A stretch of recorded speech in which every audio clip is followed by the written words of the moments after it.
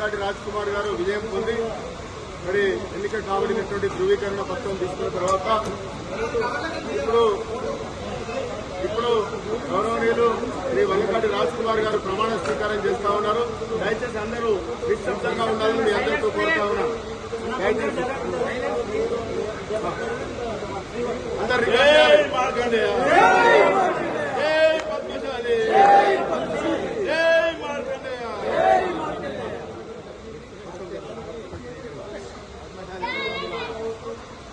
ఈరోజు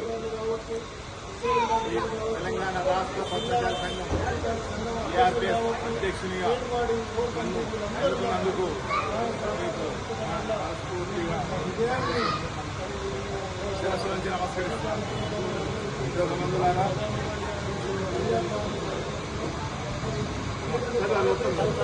క్లియర్గా రికార్డ్ చేయండి.